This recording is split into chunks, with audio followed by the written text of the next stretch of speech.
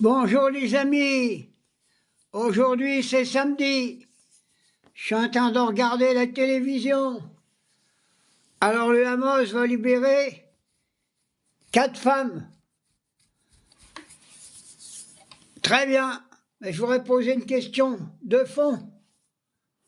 Les 3 qui ont été libérés,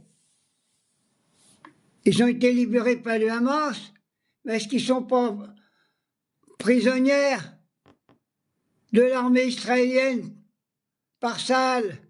Parce qu'on ne les entend pas beaucoup parler, hein. Moi, j'ai eu un peu d'informations en douce, comme quoi qu'il y en a une qui n'a pas voulu serrer la main à Netanyahou, hein. Alors, je pense qu'ils sont séquestrés en Israël.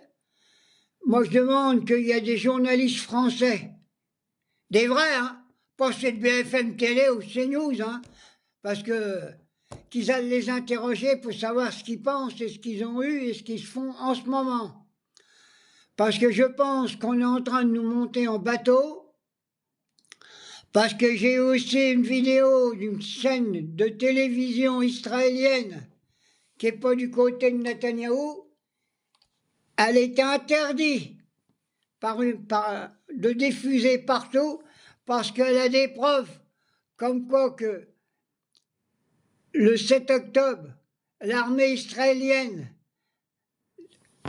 a tiré sur les jeunes qui étaient en fête. Et ça, c'est planqué, on ne veut pas nous le dire.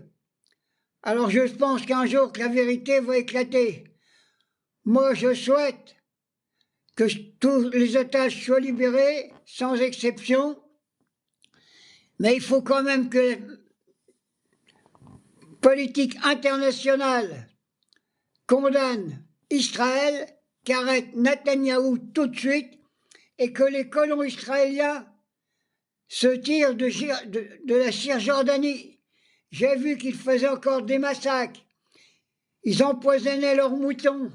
Ils brûlaient leurs maisons. Ils veulent encore étendre leur territoire, les Israéliens. Ce sont des expansionnistes, ce sont des colonialistes. C'est pour ça que je dis, rien n'est terminé. Il faut qu'une politique internationale se mette en place pour virer tous les colons qui n'ont rien à faire à Gaza et au Liban, partout. Tant qu'on n'aura pas arrêté ces colons génocidaires, criminels, on ne s'en sortira pas. Alors Macron, je vois que tu vas encore faire un discours, je ne sais pas où, une espèce de truc en France là, pour la fête de je ne sais pas quoi. Alors, interviens. Moi, je sais bien que t'es un peu emmerdé, il y en a qui racontent des conneries sur toi, que t'es ceci, t'es cela, mais on n'a rien à foutre, hein. Tu fais ce que tu veux avec ta femme. Moi, ça ne m'intéresse pas, et c'est pas moi qui vais critiquer ta vie privée. C'est ta vie politique au service de la nation qui m'intéresse.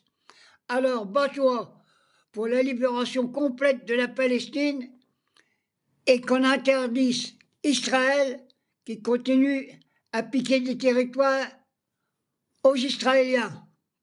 Voilà, c'est le niveau. Je regarde encore un petit peu là. Vous voyez, je pense que ça va se passer dans quelques minutes. Ben, c'est pareil, ils vont être séquestrés. Ceux qui vont rentrer en Israël, les soi-disant otages, les femmes soldats qui avaient averti tout ce qui allait arriver. Elles savaient ce qui allait arriver, ils ont prévenu. Mais les dirigeants israéliens, ils ont laissé faire exprès pour pouvoir détruire Gaza. Voilà ce que c'est, ces criminels d'Israël. Bon, maintenant, j'en ai terminé avec ce petit truc-là. Maintenant, je voudrais revenir quand même un petit peu sur l'Algérie. Premièrement, aujourd'hui, c'est samedi. Je vais souhaiter toute mon amitié de mon cœur à toute l'Algérie et à tous ses dirigeants. Et je m'aperçois qu'on a un ministre de l'Intérieur qui s'appelle Laracayo, qui veut évidemment refaire un conflit avec l'Algérie. Et tout ça parce que il y a un espèce d'écrivain, sûrement qui a encore du sang de harki dans les veines, qui est en train de critiquer son peuple et qu'il a été arrêté, soi-disant qu'il est malade. Bah, il est soigné, paraît qu'il est dans un hôpital. Alors je vais revenir parce que la Commission européenne, ils ont fait une proposition pour libérer cet écrivain. Alors ils en sont après les députés insoumis parce qu'ils n'ont pas voté pour. Ils n'ont pas voté pour. Vous savez qui c'est qui a déposé la motion? C'est le Front National et toute l'extrême droite européenne. Ils ont raison de ne pas la voter. Alors par contre, moi j'ai une idée. Ma petite Nassad, ma petite poupée chérie, là, ma petite Palestinienne qui est là-bas, je pense que vous en êtes capable. Essayez de vous mettre en relation avec les dirigeants algériens. Je suis sûr que vous allez être reçus comme des reines là-bas. Alors vous allez là-bas, vous allez négocier, et je suis persuadé que le gouvernement français il va faire la gueule, parce que vous êtes capable de nous ramener l'écrivain qui est en prison là-bas, de nous le ramener en France. Hein, et puis qu'il soit aussi suivi en France, qu'il arrête de gueuler après son pays. Hein. Je suis capable. Alors quel bonheur que ça serait que ça soit vous qui nous ramenez l'écrivain qui est emprisonné en Algérie. Vous vous rendez compte? Ça c'est faisable. Avec l'appui de Jean-Luc Mélenchon, le seul homme d'État capable de faire ces réalisations. Tiens, puis en même temps, je reviens, j'ai écouté un journaliste, je ne sais plus comment il s'appelle, de droite, il faisait des éloges de Jean-Luc Mélenchon, je l'ai passé. Il a dit que c'était l'homme. Il n'y en a pas 150 en France aussi intelligents que lui. Il a dit, c'est pas ma tasse de thé, mais au moins lui, il travaille. Il y a toutes les anciennes gauches, ils essayaient de faire quelque chose, je m'arrivais, mais lui va être capable de le faire. Voilà ce qu'il a dit. Allez, j'ai fini ma petite vidéo, je vous embrasse. Mais j'espère que faites ce que je vous ai dit, mes copains et mes copines, à l'Europe de la France insoumise.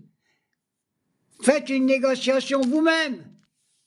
Vous êtes capable de négocier avec l'Algérie. Allez, bisous, je vous aime, bon dimanche, peut-être à tout à l'heure.